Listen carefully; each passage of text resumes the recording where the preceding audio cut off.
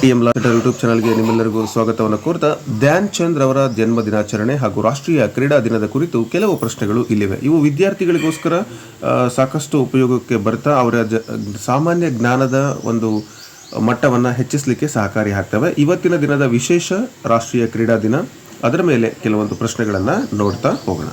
ಮೊದಲನೇದಾಗಿ, ರಾಷ್ಟ್ರೀಯ ಕ್ರೀಡಾ ದಿನವನ್ನು ಯಾವ ದಿನದಂದು ಆಚರಿಸುತ್ತಾರೆ?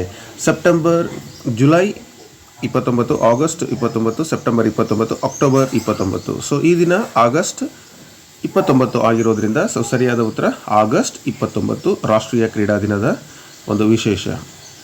ಇನ್ನು ಮೇಜರ್ ಧ್ಯಾನ್ ಚಂದ್ ರವರು ಯಾವ ಕ್ರೀಡೆಯಲ್ಲಿ ಪ್ರಸಿದ್ಧರಾಗಿದ್ದರು, ಯಾವ ಕ್ರೀಡೆಯಲ್ಲಿ ಅವರು ಹೆಚ್ಚಿನ ಸಾಧನೆಯನ್ನು ಮಾಡಿದರು ಅಂತ ಕ್ರಿಕೆಟ್, ಹಾಕಿ, ಫುಟ್ಬಾಲ್ ಅಂತ ಕೊಟ್ಟಿದ್ದಾರೆ ಮತ್ತು ಬ್ಯಾಡ್ಮಿಂಟನ್ ಆಯ್ಕೆ ಕೂಡ ಇದೆ. ಸರಿಯಾದ ಉತ್ತರ ಯಾವುದು? ಹಾಕಿ. ಸೊ ಅವ್ರನ್ನ ಹಾಕಿ ಮಾಂತ್ರಿಕ ಅಂತಲೇ ಕರೀತಾರೆ. ಸೊ ಮುಂದಿನ ಪ್ರಶ್ನೆ, ಧ್ಯಾನ್ ಚಂದ್ ರವರು ಯಾವ ಹೆಸರಿನಿಂದ ಕರೆಯಲಾಗುತ್ತದೆ? ಕ್ರಿಕೆಟ್ ದೇವರು, ಫುಟ್ಬಾಲ್ ಮಾಸ್ಟರ್, ಹಾಕಿ ಜಾದೂಗಾರ್, ಬ್ಯಾಡ್ಮಿಂಟನ್ ಕಿಂಗ್ ಅಂತ ಇದೆ. ಸೊ ಸರಿಯಾದ ಉತ್ತರ ಹಾಕಿ ಜಾದೂಗಾರ್ ಅಥವಾ ಹಾಕಿ ಮಾಂತ್ರಿಕ ಅಂತ ಕರೀತಾರೆ. ಜಾದೂಗಾರ್ ಅಂದರೂ ಒಂದೇ, ಮಾಂತ್ರಿಕ ಅಂದರೂ ಕೂಡ ಒಂದೇ. ಸೊ ನೆಕ್ಸ್ಟ್ ಸರಿಯಾದ ಉತ್ತರ ಹಾಕಿ ಮಾಂತ್ರಿಕ.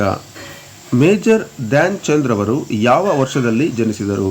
ಸೊ ಇದು ನೀವು ಕೂಡ ನೆನಪಿಟ್ಕೊಳ್ಬೇಕಾಗಿರ್ತಕ್ಕಂತಹ ಒಂದು ಪ್ರಮುಖವಾದ ಪ್ರಶ್ನೆ. 1900, 1905, 1910, 1915. ಎಸ್, ಸರಿಯಾದ ಉತ್ತರ 1905ರಲ್ಲಿ ಅವರು ಜನಿಸಿದರು. ಮೇಜರ್ ಧ್ಯಾನ್ ಚಂದ್ ರವರು ಭಾರತವನ್ನು ಎಷ್ಟು ಒಲಿಂಪಿಕ್ ಪಂದ್ಯಾವಳಿಗಳಲ್ಲಿ ಪ್ರತಿನಿಧಿಸಿದರು? ಒಟ್ಟು ಸುಮಾರು ಎಷ್ಟು ಒಲಿಂಪಿಕ್ ಕ್ರೀಡೆಗಳಲ್ಲಿ ಅವರು ಪ್ರತಿನಿಧಿಸಿದರು ಅಂತ ಕೇಳಿದರೆ 1, 2, 3 ಮತ್ತು 4 ಆಯ್ಕೆಗಳನ್ನು ಕೊಟ್ಟಿದ್ದಾರೆ. ಸರಿಯಾದ ಉತ್ತರ 3 ಒಲಿಂಪಿಕ್ ಕ್ರೀಡೆಗಳಲ್ಲಿ ಅವರು ಭಾರತದ ಪರವಾಗಿ ಪ್ರತಿನಿಧಿಸಿದರು.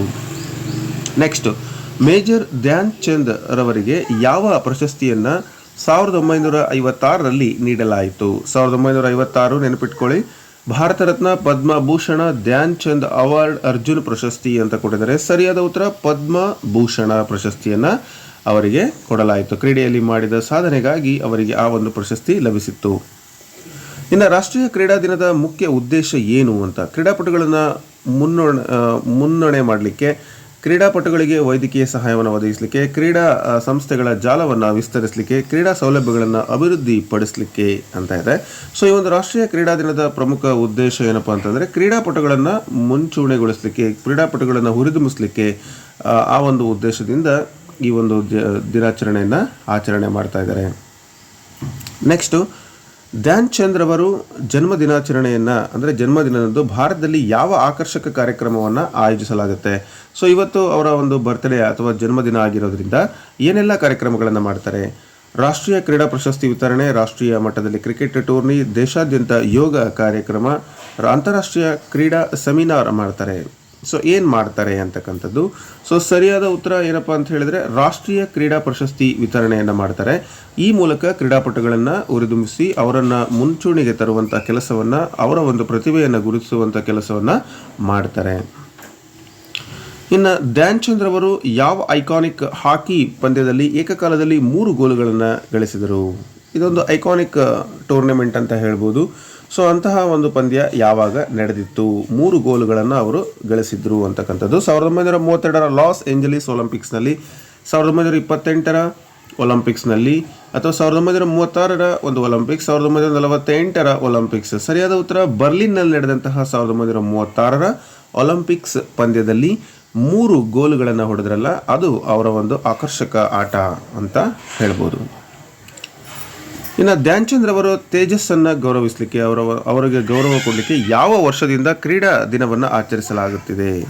ಸೊ ಯಾವಾಗ, ಎಲ್ಲಿಂದ ಕ್ರೀಡಾ ದಿನವನ್ನು ಆಚರಣೆ ಮಾಡ್ತಾ ಇದ್ವಿ, ಯಾವ ವರ್ಷದಿಂದ ಅಂತ ಕೇಳಿದರೆ 1980, 1995, 2012, 2000 ಇಸ್ವಿ. ಸೊ ಇದನ್ನು ಇತ್ತೀಚಿನ ದಿನಗಳಲ್ಲಿ ಅಂದರೆ 2012ರಿಂದ ನಾವು ಕ್ರೀಡಾ ದಿನವನ್ನು ಆಚರಣೆ ಮಾಡಲಿಕ್ಕೆ ಸ್ಟಾರ್ಟ್ ಮಾಡಿದ್ದೀವಿ ಅಂತಕ್ಕಂಥದ್ದು ನಿಮಗೆ ಗೊತ್ತಿರಲಿ, 2012. ಸೊ ಇದಿಷ್ಟು ಧ್ಯಾನ್ ಚಂದ್ ರವರ ಕುರಿತು ಮತ್ತು ಕ್ರೀಡಾ ದಿನದ ವಿಶೇಷತೆಯನ್ನು ಕುರಿತು ಒಂದು 10 ಪ್ರಮುಖ ಪ್ರಶ್ನೆ ಮತ್ತು ಉತ್ತರಗಳ ಆಯ್ಕೆಯಾಗಿತ್ತು.